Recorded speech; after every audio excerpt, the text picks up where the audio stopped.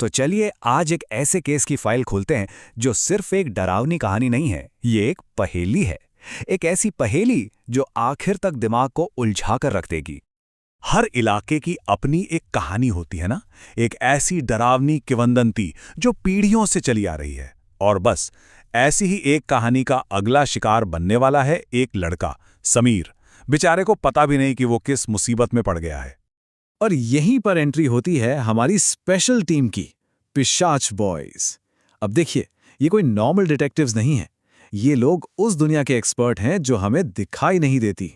और अब इनके पास वक्त बहुत कम है, क्योंकि इन्हें समीर को एक जानलेवा श्राप से बचाना है। अब इस टीम में जो सबसे इंटरेस्टिंग बात है ना, वो है अजय और विक्रम की जोड़ी।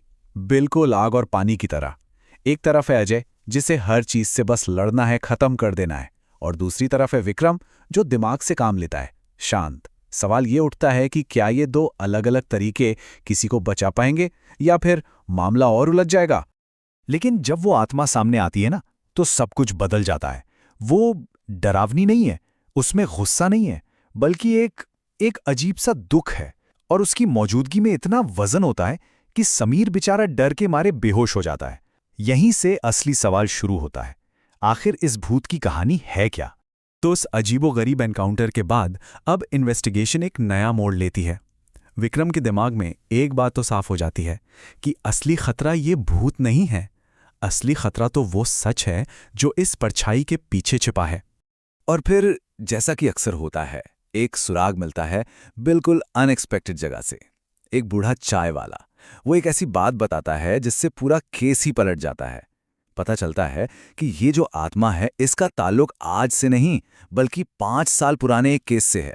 एक ऐसा केस जिसे पुलिस ने कब का एक एक्सीडेंट बताकर बंद कर दिया था। पर जब उस सरकारी फाइल को खोला जाता है तो उसमें झोल ही झोल नजर आते हैं। सोचिए, वो लड़का अनाथ था, कोई था ही नहीं उसके लिए पूछने वाला। पुलिस को सिर्फ खून से सने कपड़े मिले, बॉडी तो कभी मिली ही नहीं। और फाइल में आज भी उसका स्टेटस क्या है? लापता। मतलब ये सिर्फ एक भूला हुआ केस नहीं है, ये एक अन्याय है जो इतने सालों बाद इंसाफ मांगने लौटा है। और फिर टीम को कुछ ऐसा मिलता है जो सारे शक को यकीन में बदल देता है। झाड़ियों के अंदर छिपा हुआ एक बैग, और उसके अंदर टूटे हुए खिलौने और एक खून से सनी डायरी। अब ये तो साफ है कि ये कोई एक्सीडेंट नहीं था। वो किसी भूत का नहीं, बल्कि एक कातिल का पीछा कर रहे हैं। इस एक डिस्कवरी के साथ ही पूरी कहानी बदल जाती है। अब ये एक डरावने श्राप की कहानी नहीं रह जाती। ये तो एक बच्चे की मदद के लिए लगाई गई खामोश चीख है। वो आत्मा कोई शैतान नहीं, वो खुद एक विक्टिम है, बस इतना चाहती है कि कोई उसकी सुने। टीम तो पूरी तैयारी के साथ उस जगह पहुंचती है। उन्हें लगता है कि उनका सामना एक खतरनाक बदला लेने वाली आत्मा से होगा। पर क्या हो अगर उनकी सोच ही गलत हो? क्या हो अगर वो आत्मा बदला नहीं, इंसाफ मांग रही हो? और ठीक वैसा ही होता है। जब वो रूह दोबारा सामने आती है तो वो हमला नहीं करती।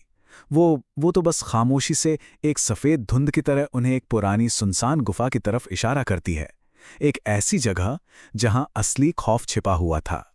और ये है कहानी का सबसे बड़ा ट्विस्ट। भूत विलन नहीं है, वो तो गवाह है। वो उन्हें उस जगह ले जा रहा है जहां असली शैतान छिपा बैठा है।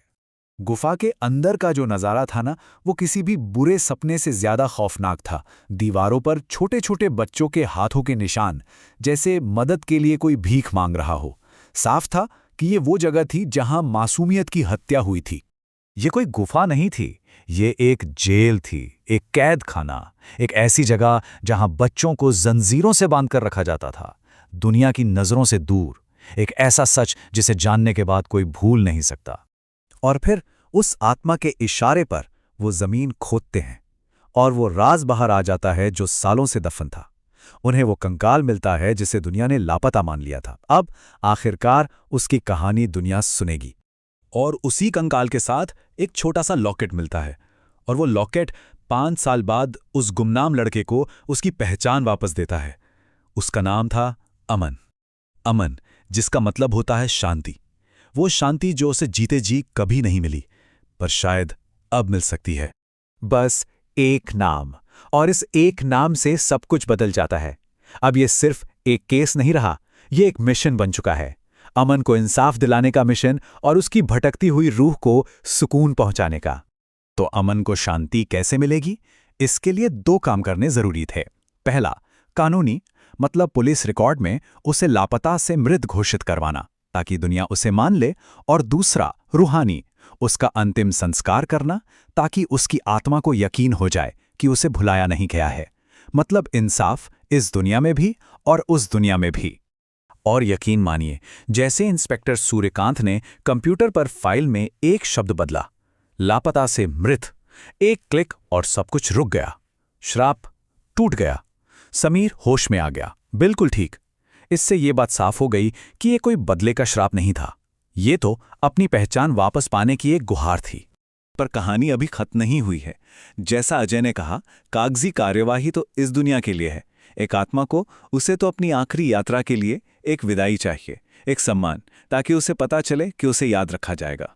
लेकिन जैसे ही अंतिम संस्कार की तैयारी शुरू होती है, वो बुरी ताकतें वापस लौटती हैं, एक आखिरी कोशिश करने के लिए। ये अमन के कातलों की ही नेगेटिव एनर्जी है जो उसकी रूह को आज़ाद नहीं होने देना चाहती। ये है अच्छाई और बुराई की आखिरी लड़ाई। पर इस बार अमन अकेला नहीं है।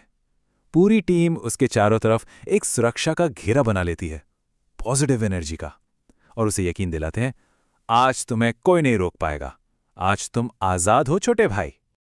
और फिर जैसे ही चिता को आग दी जाती है, अमन की रूह आसमान की तरफ उठती है, और इस बार उसके चेहरे पर कोई दर्द, कोई गुस्सा नहीं है, बस एक सुकून भरी मुस्कान है। वो आखिरकार आजाद हो गया। अमन की कहानी तो अपने अंजाम तक पहुंच गई, उसे इंसाफ मिल गया। लेकिन एक सवाल पीछे रह जाता है, हमारे आसपास ऐसी कितनी ही अनसुनी कहानियां होंगी, कितने ही अमन होंगे जो आज भी इंसाफ के इंतजार में खामोश हैं। ये कहानी बस एक याद दिलाती है कि जब तक हर भूली बिसरी आवाज को सुना नहीं जाता, तब तक असली अमन, असली शांति शायद किसी को नहीं मिलती।